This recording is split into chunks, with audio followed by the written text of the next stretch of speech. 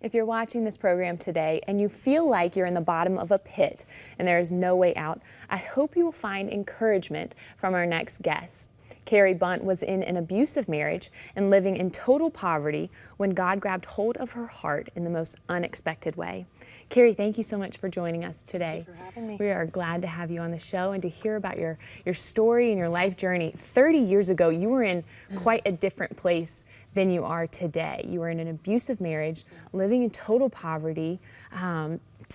Paint for us a picture of really what your life looked like at that time. Well, it was I was living in a trailer, and it had no facilities. It was gloomy. It had really very little in there, and I came to a point in my life. At that point, I had been married about 7 years, and I was 3,000 miles away from home, living in Long Beach, California, and I just didn't feel like there was any chance of me getting home.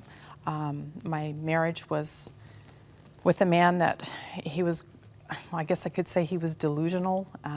He kept me always intimidated, and I just didn't feel like there was really any way out. And we had oftentimes nothing to eat. We used to steal potatoes from a potato factory that was just down the road, sometimes just to eat. I got involved in some activity that just wasn't good. Some fraudulent activity, Yeah, stealing credit cards Yes. so that you could eat, Yeah. right? Mm-hmm. Yeah, Wow. writing bad checks. Never getting caught, but I didn't. We were just thinking of survival a lot of the time. Right. And what was your faith like at this time? Did you have any faith at all? No, I didn't have any faith at all. As a child, I had been sent to Sunday school, but that was about it. I didn't have any faith. Didn't know God. Didn't realize He was real at all. Wow. Yeah. And when you were going through all of this, did you realize that there was something bigger out there? Did you ever feel God's tug on your heart during this time? Not that I could recognize. Right. But I mean, in hindsight, I know He was always with me. I can think back of even as a child, I always gravitated toward the kids in school, public school and high school, that were the kids that were good and led good and healthy lives. I just always, I always gravitated in that direction. I got off on a really wrong track to land me where I was at that time in life. Wow. Yeah. What do you think it was that kind of led you down that track? I had some money. I had a grandparent who passed away and left me a bit of money, and I wanted to go. I wanted to move away, far away, and I left with a friend who really wasn't a friend, and ended up in Southern California. Wow. And yeah. And all of your situation changed one day when you were walking down a city street and a woman approached you and handed you a Christian tract. That's right. And what happened? Because you think that most people take those and they just kind of throw them away Yeah. or put them to the side. Yeah. But you did not. I did not. I put it in a pocket. I had something on, had a pocket in it, and I kept on going. And any little bit of money that I did have, I usually went to a secondhand store and bought a few clothes or something like that. Liked books, so I bought some reading material. And I didn't look at that tract right away. It was 2 days before I refound it in a pocket. And I was all by myself in the trailer that we lived in. And I read the tract, and it was talking about Jesus Christ. It was talking about His love and what He did, how He died on the cross for us. And I realized through reading that there was something here that I needed to look at. At the very bottom of that tract, there was a statement and a question. If you want your life to change, pray this prayer. So I thought I really did want my life to change. I just didn't know what it meant. Did I you just believe knew. it was possible? If you prayed that prayer, did you have hope? I had hope that it change? was possible. Whether I believed it, I'm not sure, but I guess I believed it enough. I had that mustard seed Wow. size faith which is enough to carry you over when you pray that prayer, right? Right. So I got on my knees in there and I prayed the prayer. I just read it and prayed it. And was there an immediate change, or did it take time? The next day, I had a bad mouth. I swore. I used bad language all the time. I used Jesus' own name in as a swear word, and I opened my mouth for some reason to swear, and it just clogged it. I couldn't. It wouldn't Nothing come out would of my come out. mouth. No, the swearing would not come out of my mouth, and that struck me very odd, and. I noticed, other times throughout the day and the next few days, same thing was happening. Not only that, but when I heard somebody else use Jesus Christ as a swear word, it was huge above any other talking. I could hear it, and it was like a gong going off.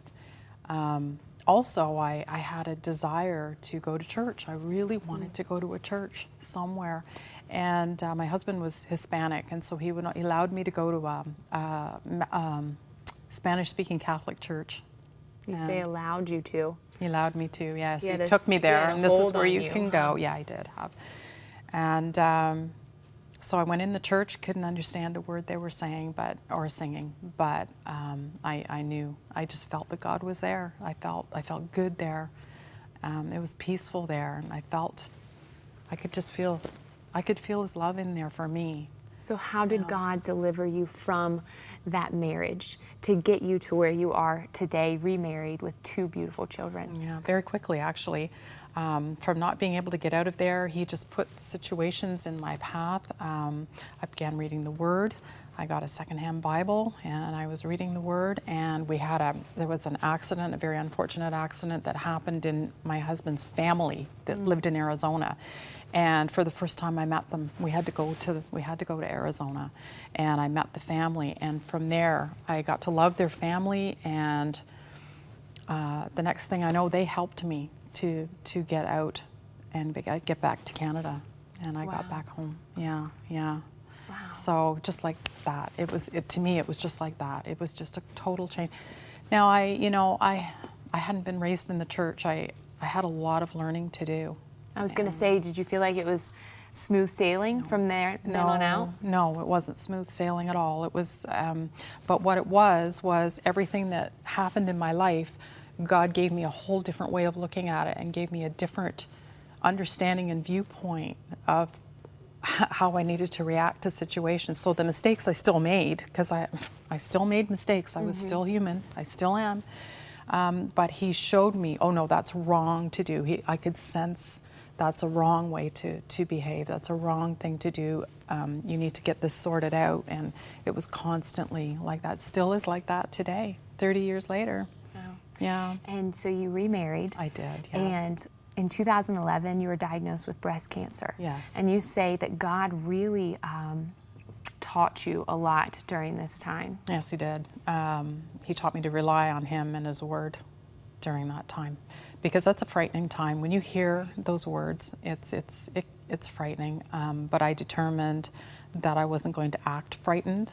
I could feel frightened sometimes, in the night especially.